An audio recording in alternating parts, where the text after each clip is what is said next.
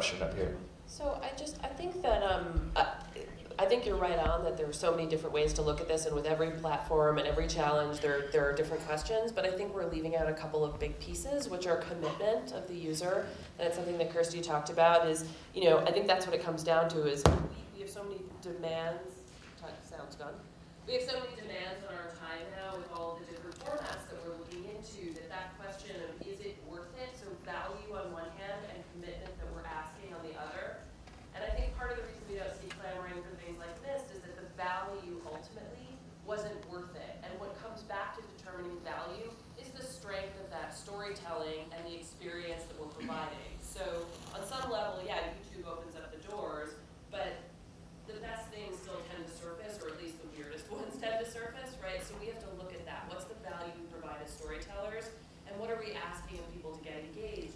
So I feel like instead of interactive storytelling, we're looking for highly engaged storytelling, high engagement storytelling. But I think what you're talking about is, like, in a traditional narrative, like when you watch something, like for instance the best movie you've ever seen, whatever that is, chances are you didn't want to turn it off because you were dying to know how it ended, or what the result of it was. You wanted to either know that for yourself, or you wanted to be able to talk about it, or whatever that purpose was. And I think when you see that people fading away during interactive stories, you're seeing the fatigue of having to make choices, and also just the fact that the continuing story that continues to evolve really isn't that great, because if it was, you wouldn't be able to stop.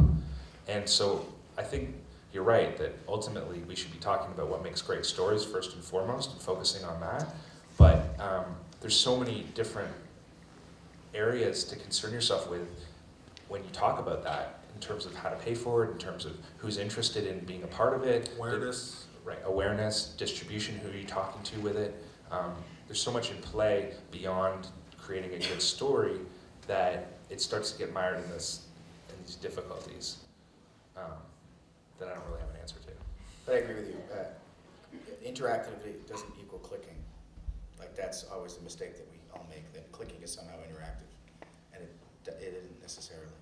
It's engagement that's most important. And also the other controversial thing to say is that we do this for a living because we're good at it. And we take our books to accountants because that's what they do. So I don't necessarily want an accountant to write a story for me.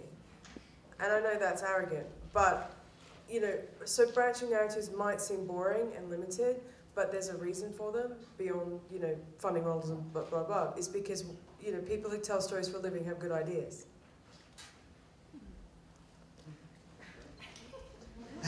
Great silence. Well, I mean, You're here. We're No, done? okay. I just want to make sure that everyone's fed, basically. So once we wrap this panel, we can do that shortly. We can continue the conversation throughout the thing, and then we can walk over for lunch. So that's what I'm concerned about. Nobody wants to eat. No, the only answer I would have is that it's, I've been on the writing floor or the writing room, and like, okay, we've got 6 different things that the character could do, but then the argument is, well, what's the best one, right? And so a lot of linear narratives are built on that, of like a winnowing down of all the different options to find the best story that you can find out of it, and maximize the conflict and stuff. And so I have heard it said that, interactive stories they just take all 6 and put them in there, instead of picking the one that's really the best one. But also, I think there's another way to look at it, which is that, as an interactive storyteller, you then have to say, okay, well, this is my new context. The audience has chosen this one. They think that's the best one.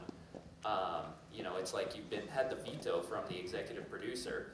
No, the sky's gonna be pink today, and then the story has to go from that moment on. So it's kind of also exciting to write in that context, to have someone else collaborate with you.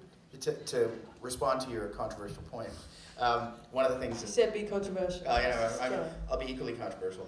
I've had an agency for 10 years. Every single morning I wake up amazed at how little I know. And by the end of the day, I'm amazed at how much I know. And then the following day, I know nothing. And that's the amazing thing about being in this medium, is that it's constantly in flux. So, I mean, it drives me crazy when I hear other agencies or people who work go to a client and say, you don't get it. Or that whole term, you don't get it. Like every day, it changes. It's a moving target constantly. And so I do think that there's a certain level of professionalism in what we do, but it's not a secret. It's not like having done this for a long time gives us any decided advantage necessarily to somebody who's just trying to figure out how the models work. Maybe. Fantastic. I just blew up my Just business. one point, I put up a little document that has a lot of links in it, if anyone's interested in seeing sort of a whole bunch of examples in interactive storytelling, including some of the projects we talked about today. So it's at that location at the bottom of the screen there.